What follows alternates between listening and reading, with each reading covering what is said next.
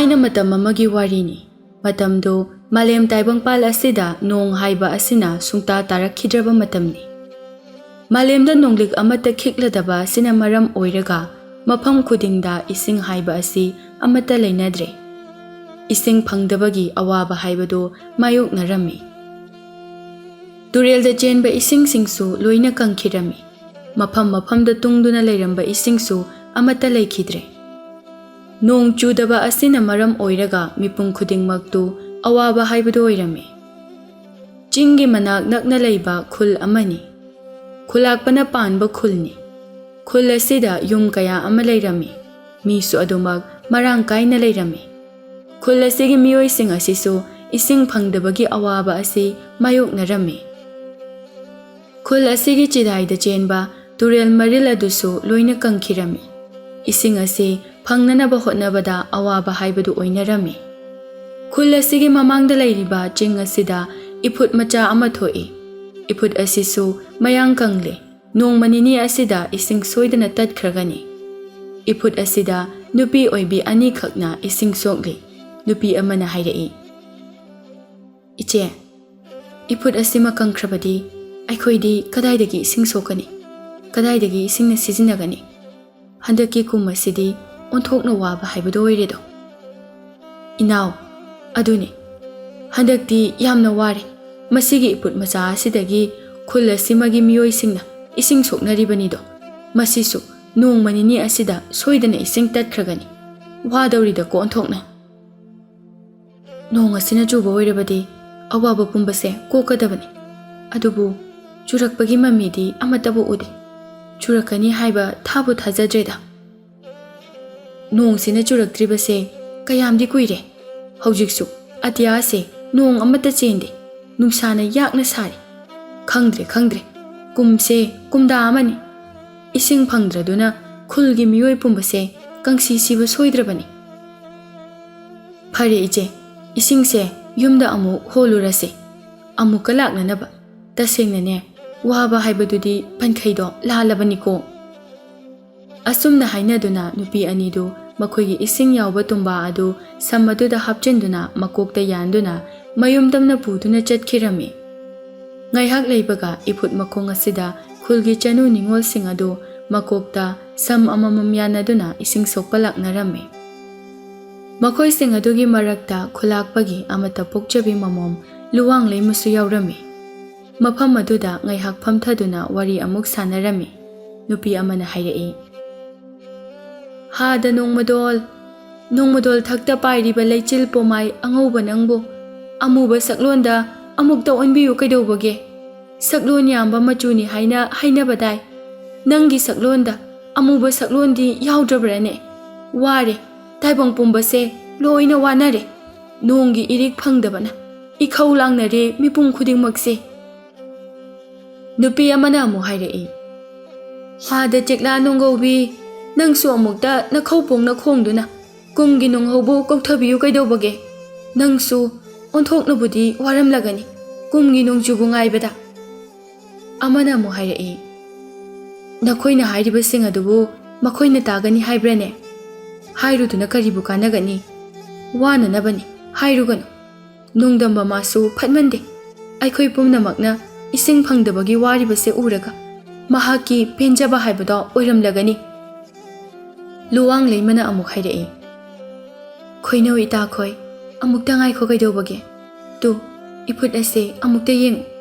Ngai haki mamangda chelamba ising marik adusu chap lepkre haiwani. Kamdawgani side. Akhoide isingsu amata so hode. Mayamdo mamit aduna iput aduda yengnai. Ising tattuna leiriba adu ure. Madubu ubada makhoigi thamoidi hena wajaba haibadu oirare. Oh, iput, nangsu kanglaboi. Nangna amu kangba asina. Taibangda karibu hainingliba. Nangna kangkrabadi ising thokpa iput amata su leitre. Kamdawgani aikhoidi. Luwang leimana. Ita, se, yumda woina halase. Waphamse, ipa khulakpada ai haige. Khulgi ibung singda. Chingasigi manungda karamba mafamda iput thokpage haibado thihansi. Panthaduna leibana kanararoi.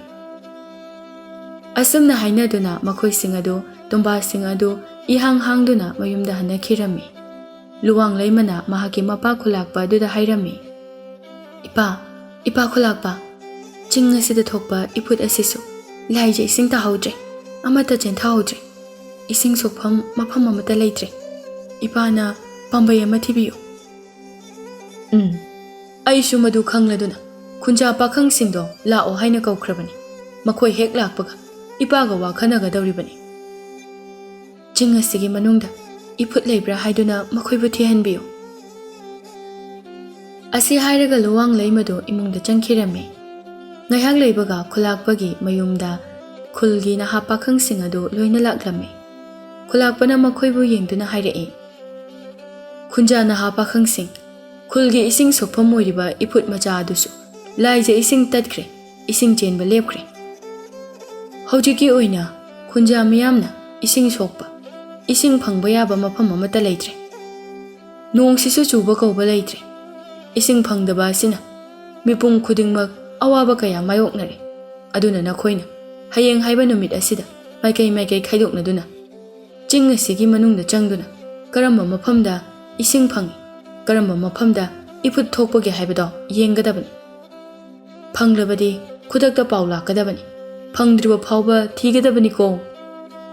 ꯑꯁꯨꯝꯅ ꯈꯨꯂꯥꯛꯄꯅ ꯍꯥꯏꯕꯤꯔꯦ꯫ ꯃꯍꯥꯛꯀꯤ ꯋꯥꯐꯝ ꯑꯁꯤꯗ ꯃꯌꯥꯝ ꯑꯗꯨ ꯍꯣꯏ ꯍꯥꯏꯗꯨꯅ ꯌꯥꯅꯗꯨꯅ ꯆꯠꯅꯈꯤꯔꯝꯃꯤ꯫ ꯃꯊꯪꯒꯤ ꯅꯨꯃꯤꯠꯅꯤ꯫ ꯑꯌꯨꯛꯇꯒꯤ ꯍꯧꯗꯨꯅ ꯈꯨꯟꯖꯥ ꯅꯍꯥ ꯄꯥꯈꯪ ꯃꯈꯩ ꯑꯗꯨꯅ ꯆꯤꯡ ꯑꯗꯨꯒꯤ ꯃꯅꯨꯡꯗ ꯆꯠꯇꯨꯅ ꯏꯐꯨꯠ ꯂꯩꯕ꯭ꯔꯥ ꯍꯥꯏꯅ ꯊꯤꯔꯝꯃꯤ꯫ ꯃꯅꯨꯡ ꯍꯟꯖꯤꯟꯅ ꯆꯪꯗꯨꯅ ꯊꯤꯔꯝꯃꯤ, ꯑꯗꯨꯕꯨ ꯑꯃꯠꯇ ꯊꯦꯡꯅꯔꯝꯗꯦ꯫ ꯅꯨꯄꯥ ꯑꯃꯅ ꯍꯥꯏꯔꯛꯏ, "ꯏꯇꯥꯎ, ꯏꯐꯨꯠꯀ ꯑꯃꯠꯇ ꯊꯦꯡꯅꯗꯦꯗ꯫ ꯏꯐꯨꯠ ꯊꯤꯕ꯭ꯔꯥ ꯍꯥꯏꯕꯕꯨ ꯈꯧꯔꯤ ꯆꯔꯝꯁꯦ ꯀꯪꯗꯨꯅ ꯁꯤꯕ ꯁꯣꯏꯔꯔꯣꯏ꯫ ꯏꯁꯤꯡ ꯈꯧꯔꯥꯡꯕꯅ ꯈꯣꯡꯁꯤꯁꯨ ꯊꯥꯡꯕ ꯉꯝꯗ꯭ꯔꯦ꯫ ꯌꯨꯝꯗꯒꯤ ꯈꯔ ꯄꯨꯖꯔꯛꯄꯗꯨꯁꯨ ꯁꯨꯝ ꯊꯛꯇꯣꯛꯈꯤꯕꯅ ꯑꯃꯠꯇ ꯌꯥꯎꯗ꯭ꯔꯦꯗꯣ, ꯀꯔꯝ ꯇꯧꯅꯤ ꯇꯧꯔꯤꯁꯤꯗꯤ? ꯏꯇꯥꯎ, ꯅꯪꯒꯤ ꯊꯥꯡꯗꯣ ꯑꯝꯇ ꯄꯤꯔꯛꯎ꯫ ꯑꯁꯤꯗ ꯍꯧꯔꯤꯕ ꯋꯥꯁꯦ ꯑꯁꯤꯗ ꯌꯦꯡꯒꯦ, ꯃꯅꯨꯡꯗ ꯏꯁꯤꯡꯒ ꯌꯥꯎꯔꯝꯒꯅꯤ, ꯃꯗꯨ ꯑꯣꯏꯅ ꯈꯖꯤꯛ ꯊꯛꯂꯒꯦ."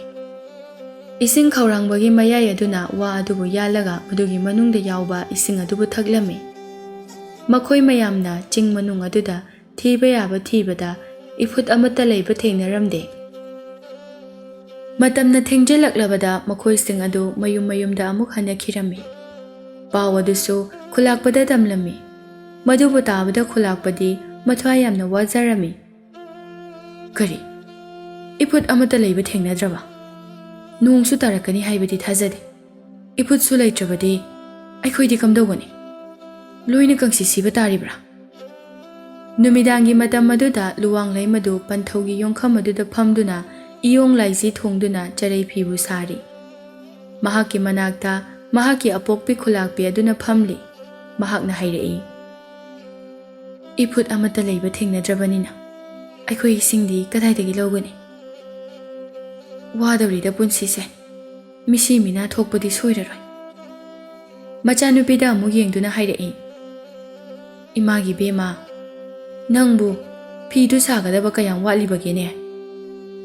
"ꯏꯃꯥ, ꯉꯥꯏꯍꯥꯛꯇꯪꯒ ꯁꯥꯈꯤꯒꯦ, ꯁꯤꯟ ꯀꯛꯐꯝꯁꯦ ꯑꯝꯇ ꯌꯧꯍꯟꯈꯤꯒꯦ." "ꯊꯕꯛꯀ ꯁꯨꯔꯨꯔꯅꯨꯗ, ꯊꯕꯛ ꯁꯨꯔꯒ ꯏꯁꯤꯡ ꯈꯧꯔꯥꯡꯅꯕꯅꯤ, ꯃꯗꯨꯒꯤ ꯁꯔꯨꯛ ꯐꯝꯂꯒ ꯑꯣꯏꯅ ꯑꯗꯨꯃꯛ ꯂꯩꯔꯣ."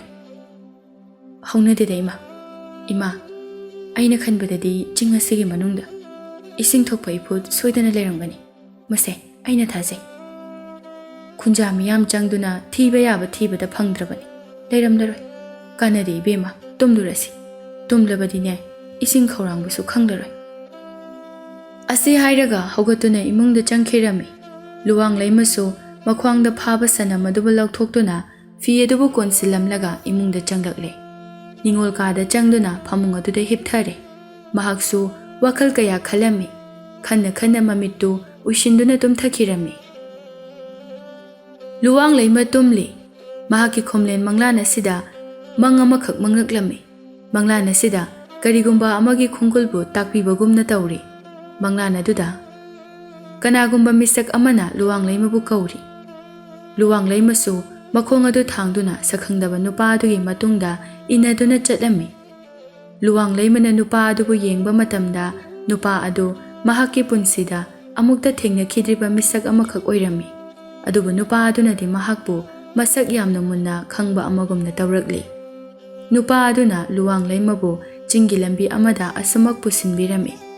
Lambi adu luwang laimana amuk chatkidriba mafam amani. Nupa aduna luwang laimada yengduna hairei. Ichal, nangbu wabrane?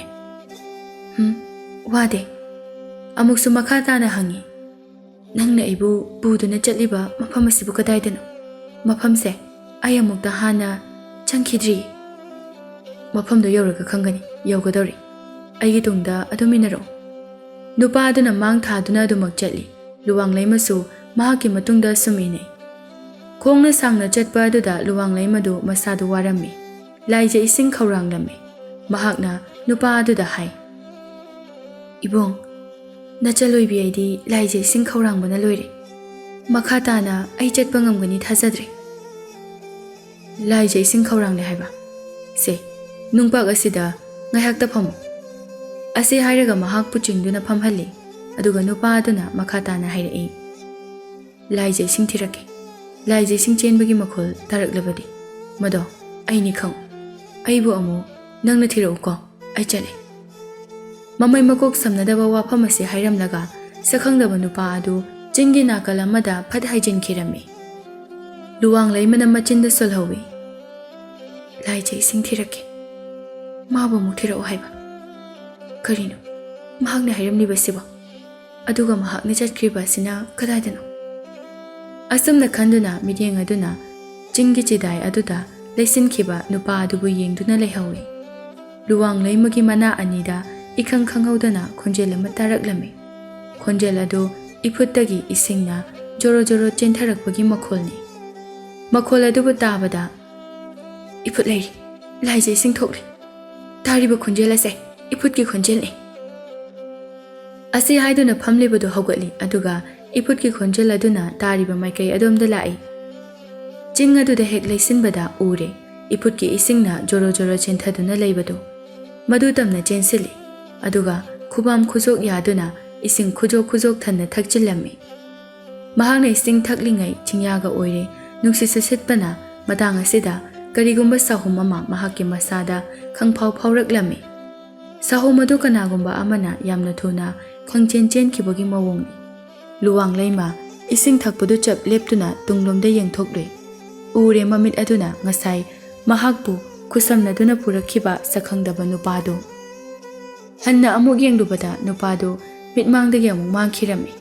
Mataw asida luwang laimadi angakpa amasu phaurami. Mahakna lepliba mafam aduda kanagumba ama tapna changsilaktuna mahakki masada thenglaklami. Masida luwang laimadu khangprek khangduna kanna laurami.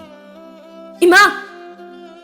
Akhangba mataw asiga iroinana luwang laimadu taibang wakhal taraklami. Manglana du loishinduna kaikhirami. Hiblambadu fuk haugatuna sor sangna hontoi aduga machinda asumna hairei. Kanana hojikiduba? Aigi manglanda uramba misak adubu kanano? Sakhangdaba pakhang aduga amukna laije iput adusu chingsang asigi manungda tasengnabu leiriba jatla khulasina ising phangdabagi awaba mayoknaba sida aigi manglanda mangtak oina piduna thakliba jatla phari hayengi numita aigi mangda uramliba mafam asibu soidana thiruraki. Asumna khanduna phamung aduda hipthakre.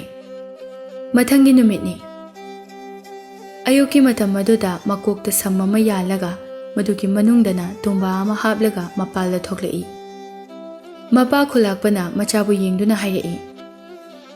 Ipagi bema ijana samyanduna thorakliba sibu kadaida chatki hairibano. Ipa iputtagi laije sing soklugi tawbani. Kadaida yi iputtagi laije sing sokadoribano nangdi. Amakhak leijabadusu ising di kangkre. Chingasigi manungda iput thokpa mafam amale madudagi. Khunja miyam changduna thihanbada leitre haiduna phangdraba asida ichana mataw karamna iput amalai haina khangliba. Chatkigano. Banthawi pa pokpa ita khoiga laije sing soklugi kuirakloi. Nakhoi kana matana iput thokpa mafambu thibada phangdrabasu namo maina phangnanaba thiduna ising soktuna purake. Asumna hairamlaga luwang leima mayumdagi thokre. Mataroisingbu hauduna ching tamna chatlammi. Ching aduda sum changsile. Mataroising adusu adumak inai. Luwang leimasu mahakna mamangda ukhiba chingi mafam adubu thiduna laklammi.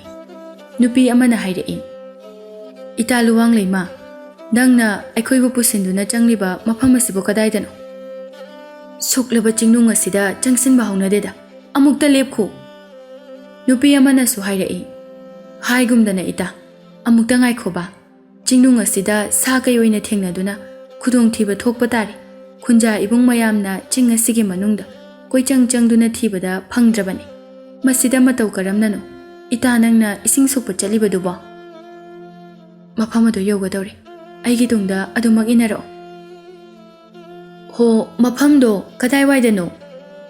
Aikhoina changsilak liba ase phana sangle. Atai mi atopa amata su leiba ude. Ita changsilagumsi. Aibu thazawita. Ngarang aigi manglanda. Mafam asida changsilaga. Iput ama leiba thengnarame. Mafam adu tamnani. Aina na khoiba puduna chalibase. Mangi wa oireko. Mangi wa bu taibangda oithokani haiba leibro. Mangda sana khunbado taibangdadi khak khunba phangloiko. Chata sasiba aduga khangani. Aigi thamoida leiriba chingnaba asidi khukhankige. Asi hairaga amuk chatpa hawi. Mahaki matungin aduna mataroising adusu chatli. Luwang leimana mamit aduna akoiba aduda kuyeng yengi. Amukso manakong ani adu thangkatuna isingna chentharakpagi khonjel tarakpra haina tari. Ching aduda sum changsilaga yetlom thangbada khajik leisinba mafam ama leiri. Mafam asiwaida nungpak ama ani leiri. Nung asibu ubada luwang leimana khali. Masigi nungpak asibu mani. Aina ngarang phamkiba nungpak aduni. Adudi isingi phutto mafam aswaida soidana lerangani. Asi khanduna chingi saruk khara leisinkiba aduda yengluba matamda iputki isingna joro joro chentharakpagi makhol adu taraklami. Madubu tarabada harauna hairei. Ita sing iput leire ising phanglaganiye. Asi haiduna mahakna mamang thaduna mafam adomda hajinkhirami. Mataroising adusu luwang leimagi matungda adumak inari. Luwang leimana ure chingthaktagi chentharakliba iput adu. Madu ubada harauna iput adugi makhong tamna changsili. Ising adubu ubada mathamoy adu harauraduna ising adubu makhutna chaiduna sanajarami. Mahakalak minariba mataroising adusu isingna leiba adubu ubada thoine hena haraujarami. Amana amuk hairei. Itagi manglanchado chanana jumlidana. Aikhoidi thabu thajarudabani. Adubu ising thokpa iput ama phangli. Ita nangse laideko. Ising ase phanglabanina khunja miyam pumbana mafam ase tana laktuna iputki ising asibu sokpa yaragani. Masi leirabadi aikoi soidana hinglagani. Ita sing nangi tumbado ising ase soknarohe. Asi hairaga ising sokpa haunarami. Luwang leima matang asida mahaki napada karigumba khonjel ama taraklami. Tarakliba khonjel asi tawdri haiba jantra asina nungshina khongbagi makholni. Tawdrigi nungsiba khonjel asida mahaki thamoy adu phajinkibagum tawraklami. Mabukningda khali. Kadaidagi tawdrigi khonjel no aina taraklibasibo. Othokna nungsikreda. Kananabu khongba oiribano. Tasengna magi thamoy do tawdrigi khonjel aduna chingsinkre. Masina magi khongthang adubu tawdri adugi maikaida thangsinbagum tawri.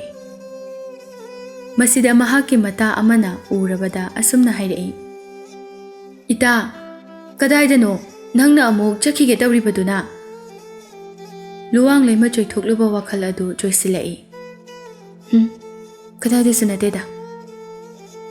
Nasaduna imang manglibaduna kaidawrabage. Namit aduna asomgi chingnung asomda yenglibaduna kana leirabage. Aigi napa asida tawdrigi nungsiba khonjel ama tarei. Asuk nungsiba khonjel asidi amuktabu takidri.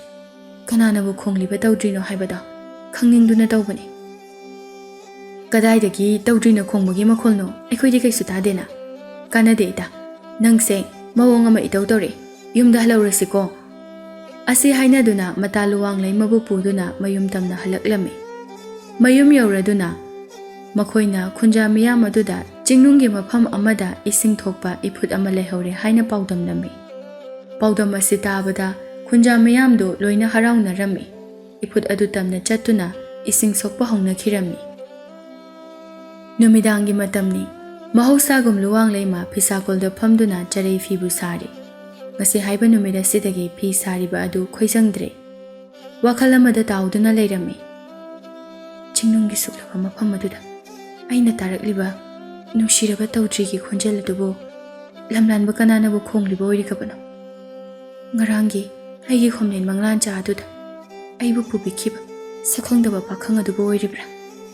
ꯅꯤꯡꯉꯣꯜꯂꯩꯒꯤ ꯊꯃꯣꯏꯁꯦ ꯑꯣꯟꯊꯣꯛꯅ ꯆꯤꯡꯅꯈ꯭ꯔꯦꯗ꯫ ꯌꯥꯝꯅ ꯆꯤꯡꯅꯔꯦ ꯊꯃꯣꯏꯁꯦ꯫ ꯐꯔꯦ, ꯍꯌꯦꯡ ꯀꯧꯕ ꯅꯣꯡ ꯑꯁꯤꯗ ꯃꯐꯝ ꯑꯗꯨ ꯇꯝꯅ ꯏꯊꯟꯇ ꯆꯠꯇꯨꯅ ꯃꯍꯥꯛꯄꯨ ꯀꯅꯥꯅꯣ ꯍꯥꯏꯕꯗꯣ ꯈꯪꯗꯣꯛꯂꯨꯔꯒꯦ꯫ ꯑꯁꯨꯝꯅ ꯆꯞ ꯌꯨꯡꯅ ꯈꯟꯈ꯭ꯔꯦ꯫ ꯑꯃꯨꯛꯁꯨ ꯀꯔꯤꯒꯨꯝꯕ ꯃꯍꯥꯛꯅ ꯇꯝꯕ ꯄꯥꯈꯪ ꯑꯃ ꯑꯣꯏꯔꯝꯕ ꯊꯣꯛꯂꯕꯗꯤ ꯉꯁꯤ ꯑꯩꯅ ꯁꯥꯔꯤꯕ ꯆꯔꯩ ꯐꯤ ꯑꯁꯦ ꯃꯐꯝꯗ ꯅꯨꯡꯁꯤ ꯈꯨꯗꯣꯜ ꯑꯣꯏꯅꯕꯨ ꯇꯝꯂꯒꯦ꯫ ꯃꯊꯪꯒꯤ ꯅꯨꯃꯤꯠꯅꯤ꯫ ꯅꯨꯃꯤꯠꯅ ꯆꯞ ꯌꯨꯡꯈꯠꯂꯛꯄ ꯃꯇꯝ ꯑꯗꯨꯗ ꯂꯨꯋꯥꯡꯂꯩꯃꯅ ꯀꯣꯛꯇ ꯁꯝ ꯑꯃ ꯌꯥꯟꯗꯨꯅ ꯌꯨꯝꯗꯒꯤ ꯊꯣꯛꯂꯛꯏ꯫ ꯃꯍꯥꯛꯀꯤ ꯄꯂꯦꯝ ꯃꯃꯥꯅ ꯎꯔꯗꯨꯅ ꯍꯥꯏꯔꯛꯏ, "ꯏꯃꯥꯒꯤ ꯕꯦꯝꯃ, ꯀꯗꯥꯏꯗꯅꯣ ꯅꯨꯃꯤꯠꯅ ꯆꯞ ꯌꯨꯡꯕ ꯃꯇꯝ ꯑꯁꯤꯗ?" "ꯏꯃꯥ, ꯆꯤꯡꯗꯒꯤ ꯏꯁꯤꯡ ꯁꯣꯛꯄꯅꯦ." "ꯍꯦ, ꯃꯇꯝ ꯑꯁꯤꯗꯅꯦ ꯆꯤꯡꯗꯒꯤ ꯏꯁꯤꯡ ꯁꯣꯛꯂꯨꯕ ꯆꯠꯄ ꯍꯧꯅꯗꯦ꯫ ꯆꯠꯀꯦ ꯍꯥꯏꯔꯕꯁꯨ ꯍꯣꯔꯦꯟ ꯅꯨꯡꯁꯥꯅ ꯅꯦꯝꯊꯔꯕ ꯃꯇꯝꯗ ꯑꯣꯏꯅ ꯆꯠꯂꯨ." "ꯏꯇꯥꯈꯣꯏꯒ ꯆꯠꯀꯗꯕꯅꯤ, ꯀꯩꯁꯨ ꯇꯧꯔꯣꯏꯌꯦ ꯏꯃꯥ." ꯃꯃꯥꯅ ꯍꯥꯏꯕ ꯑꯗꯨꯕꯨ ꯇꯥꯗꯕ ꯃꯈꯩ ꯂꯨꯋꯥꯡꯂꯩꯃꯗꯨ ꯃꯌꯨꯝꯗꯒꯤ ꯊꯨꯅ ꯌꯥꯡꯅ ꯊꯣꯛꯈꯤꯔꯝꯃꯤ꯫ ꯃꯍꯥꯛ ꯃꯊꯟꯇ ꯑꯁꯨꯝ ꯂꯥꯛꯄꯅ ꯍꯧꯖꯤꯛꯇꯤ ꯆꯤꯡ ꯑꯗꯨ ꯌꯧꯔꯦ꯫ ꯅꯨꯃꯤꯠꯅ ꯆꯞ ꯌꯨꯡꯕ ꯃꯇꯝ ꯑꯣꯏꯕꯒꯤ ꯆꯤꯡ ꯑꯗꯨ ꯃꯤ ꯀꯅꯥ ꯑꯃꯁꯨ ꯂꯩꯔꯝꯗꯦ꯫ ꯑꯗꯨꯕꯨ ꯂꯨꯋꯥꯡꯂꯩꯃꯗꯤ ꯉꯔꯥꯡꯒꯤ ꯇꯧꯗ꯭ꯔꯤ ꯈꯣꯡꯕ ꯃꯤꯁꯛ ꯑꯗꯨꯕꯨ ꯈꯪꯅꯤꯡꯕꯒꯤ ꯃꯌꯥꯏꯅ ꯃꯁꯥꯗ ꯑꯀꯤꯕ ꯑꯃꯠꯇ ꯌꯥꯎꯗꯅ ꯆꯤꯡꯅꯨꯡ ꯑꯗꯨꯗ ꯁꯨꯝ ꯆꯪꯁꯤꯜꯂꯝꯃꯤ꯫ ꯆꯤꯡꯗ ꯇꯣꯡꯕ ꯆꯦꯛꯂꯥꯁꯤꯡꯅ ꯃꯈꯣꯜ ꯍꯧꯅ ꯈꯣꯡꯂꯤ꯫ ꯃꯁꯤꯇꯅꯤ ꯃꯈꯣꯜ ꯇꯥꯕ꯫ ꯏꯐꯨꯠ ꯑꯗꯨꯒꯤ ꯃꯅꯥꯛ ꯇꯝꯅ ꯐꯥꯎꯕ ꯆꯪꯁꯤꯜꯂꯦ꯫ ꯑꯗꯨꯒ ꯑꯀꯣꯏꯕ ꯑꯗꯨꯗ ꯌꯦꯡꯉꯤ꯫ ꯉꯔꯥꯡ ꯑꯩꯅ ꯇꯥꯈꯤꯕ ꯇꯧꯗ꯭ꯔꯤꯒꯤ ꯈꯣꯟꯖꯦꯜ ꯑꯗꯣ ꯉꯁꯤꯗꯤ ꯈꯣꯡꯕ ꯇꯥꯗ꯭ꯔꯤ꯫ ꯑꯁꯨꯝꯅ ꯈꯟꯗꯨꯅ ꯂꯩꯔꯤꯉꯩ ꯑꯁꯤꯗ ꯈꯪꯍꯧꯗꯅ ꯃꯐꯝ ꯑꯃꯗ ꯇꯧꯗ꯭ꯔꯤꯅ ꯌꯥꯝꯅ ꯅꯨꯡꯁꯤꯅ ꯈꯣꯡꯂꯛꯂꯝꯃꯤ꯫ ꯍꯧꯖꯤꯛꯇꯤ ꯇꯧꯗ꯭ꯔꯤꯒꯤ ꯈꯣꯟꯖꯦꯜ ꯑꯗꯨ ꯃꯍꯥꯛꯀꯤ ꯅꯥꯄ ꯑꯅꯤꯗ ꯇꯥꯔꯔꯦ꯫ ꯀꯗꯣꯝꯗꯅꯣ ꯇꯧꯗ꯭ꯔꯤ ꯑꯁꯤꯅ ꯈꯣꯡꯂꯤꯕꯁꯤꯕꯣ? ꯈꯣꯟꯖꯦꯜ ꯑꯗꯨꯒꯤ ꯃꯥꯏꯀꯩ ꯂꯤꯕ ꯍꯧꯔꯛꯂꯦ꯫ ꯁꯨꯛꯂꯕ ꯆꯤꯡꯅꯨꯡ ꯑꯗꯨꯗ ꯑꯀꯤ ꯇꯨꯖꯨꯡꯕ ꯄꯨꯝꯅꯃꯛ ꯇꯨꯡꯑꯣꯏꯅꯔꯝꯂꯒ ꯃꯈꯨꯠ ꯑꯗꯨꯅ ꯍꯥꯏꯗꯣꯛꯇꯨꯅ ꯆꯪꯁꯤꯜꯂꯛꯂꯝꯃꯤ꯫ ꯃꯍꯥꯛꯅ ꯇꯥꯔꯤꯕ ꯈꯣꯟꯖꯦꯜ ꯑꯗꯨ ꯃꯍꯥꯛꯅ ꯍꯦꯛ ꯆꯪꯁꯤꯜꯂꯛꯄꯒ ꯂꯥꯞꯊꯣꯛꯈꯤꯕꯒꯨꯝ ꯇꯧꯏ꯫ ꯃꯔꯝ ꯑꯗꯨꯅ ꯈꯣꯡꯒꯨꯜ ꯂꯤꯕ ꯉꯝꯂꯝꯗꯦ꯫ ꯃꯇꯧ ꯑꯁꯤꯗ ꯂꯨꯋꯥꯡꯂꯩꯃꯅ ꯈꯣꯟꯖꯦꯜꯗꯨ ꯈꯣꯟꯊꯥꯡ ナꯏꯅ ꯂꯥꯎꯗꯨꯅ ꯍꯧꯅ ꯍꯥꯏꯔꯛꯂꯝꯃꯤ꯫ "ꯇꯧꯗ꯭ꯔꯤꯒꯤ ꯃꯦꯡꯂꯕ ꯅꯨꯡꯁꯤꯔꯕ ꯈꯣꯟꯖꯦꯜꯗ ꯊꯧꯔꯤ ꯀꯨꯡꯒꯣꯏꯒꯤ ꯃꯁꯛ ꯑꯣꯏꯗꯨꯅ ꯅꯤꯡꯉꯣꯜ ꯊꯃꯣꯏꯁꯦ ꯆꯦꯠꯅ ꯀꯤꯗꯨꯅ ꯆꯤꯡꯁꯤꯟꯈ꯭ꯔꯦ꯫ ꯇꯧꯗ꯭ꯔꯤ ꯈꯣꯡꯕ ꯁꯛꯂꯣꯠꯄ, ꯅꯪꯕꯨ ꯅꯤꯡꯉꯣꯜ ꯃꯥꯡꯁꯤꯗ ꯂꯦꯞꯇꯨꯅ ꯀꯦꯀꯨ ꯐꯣꯡꯂꯣꯕ, ꯅꯪꯒꯤ ꯈꯣꯡꯒꯨꯜ ꯂꯤꯕꯗ ꯊꯋꯥꯏ ꯍꯛꯆꯥꯡ ꯋꯥꯔꯦ꯫ ꯅꯪꯇꯕꯨ ꯎꯖꯒꯦ ꯈꯟꯗꯨꯅ ꯏꯗꯣꯝ ꯏꯊꯟꯇ ꯂꯥꯛꯄꯅꯤ꯫ ꯐꯣꯡꯂꯣ ꯀꯦꯀꯨꯗꯣ, ꯂꯣꯠꯂꯒꯅꯨ, ꯍꯥꯗ ꯁꯛꯂꯣꯠꯄ, ꯁꯛꯈꯪꯗꯕ ꯂꯝꯂꯥꯟꯕ."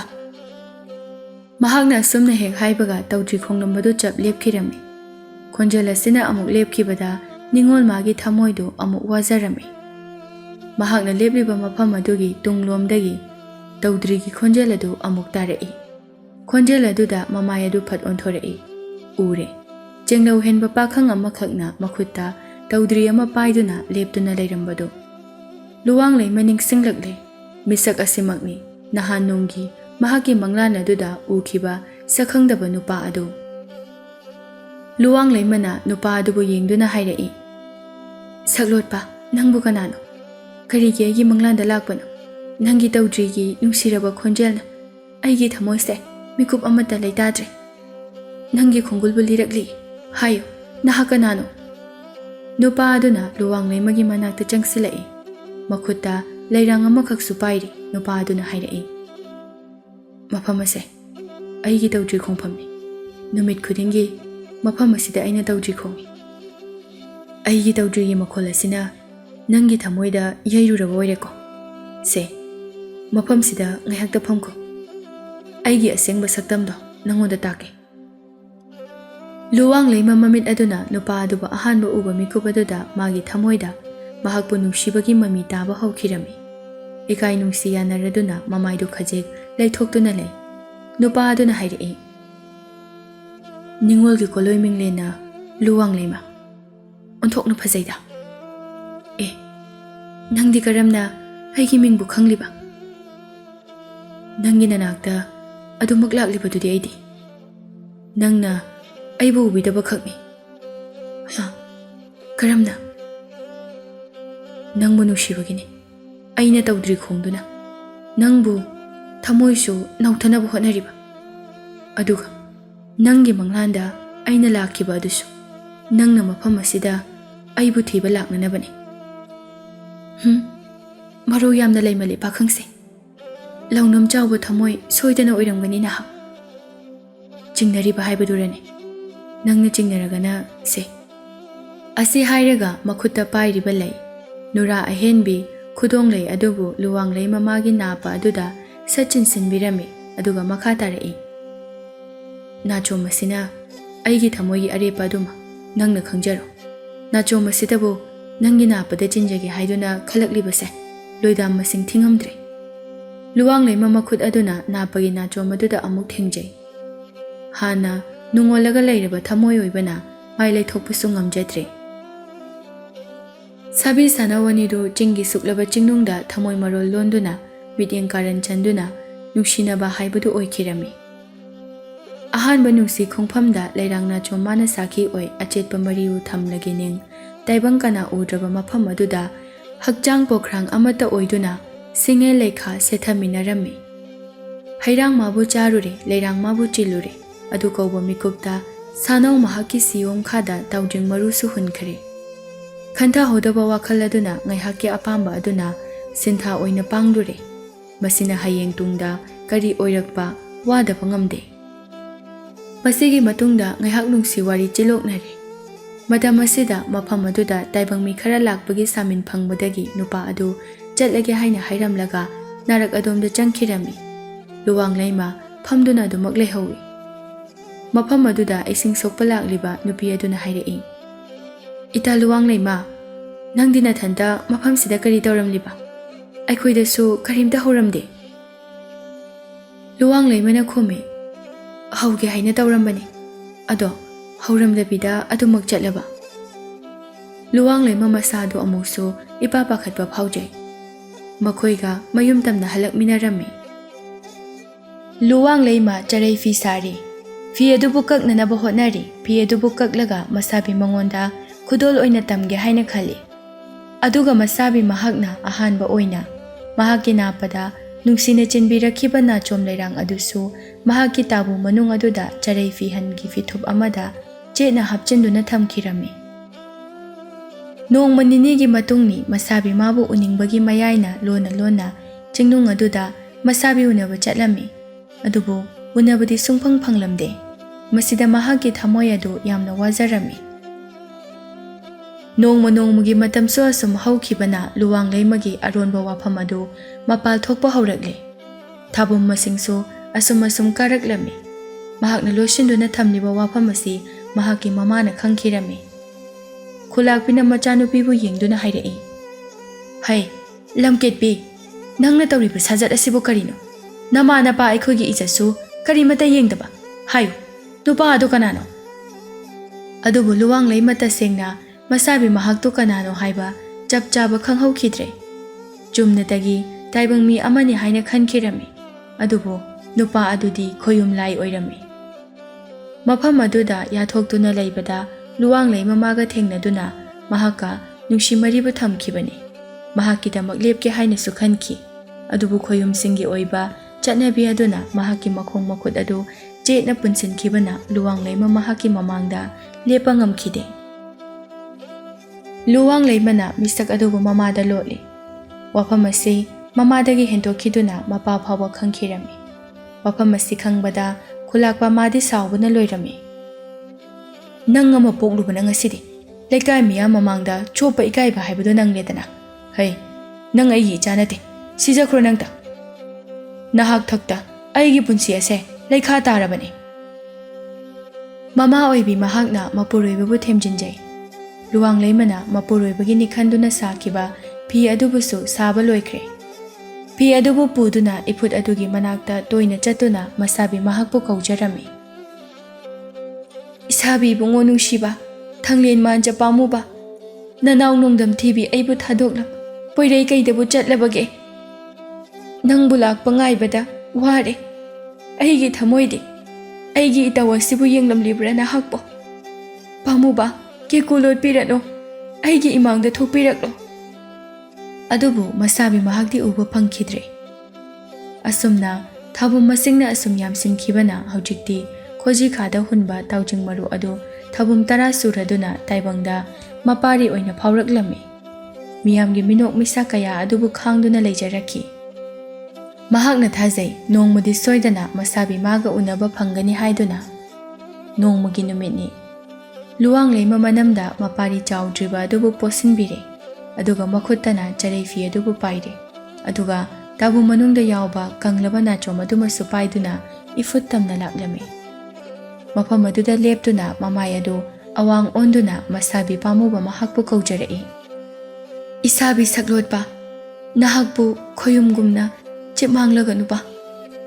Nanaoigi mitmangda lepiro. Pina yengjaraki saktamdo. Kuhiriko matamsu ukidaba. Asum ukidre. Pamu jinglo uningle. Parina wa chawdribana panthau ipa haiduna kauduna toina kablare. Kari pakhum pigani pingamdre. Yawa pigai mata senglaro. Pamuba keku phonglaro.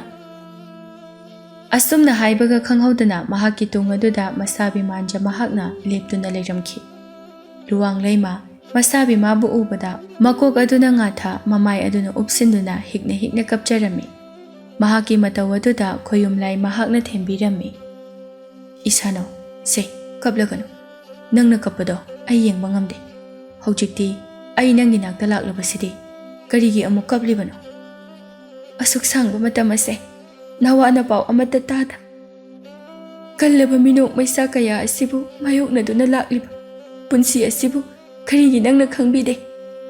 Ay na nangbu kaujabada, nangna karigi aygi mangda thoglakte. Nang bungai bada ayhak yamna wari. Tu, inamna poriba pariya se ubra. Pase, nangi nungsi khudolne. Nupa aduna macha adubu yengjay. Adubu, macha adu naukonduna thambadi phanglaroi khalubada mathwai adu amuk wajay. Luwang leima, nangse, onthokna nongdam thikredako. Nangi punsi se, awaba haibado ngakta oiraboy. Pari asibu thadokno, aidi amuk chikmang khranido. Yar, imai jabu thanamduna khak chatpi khigan.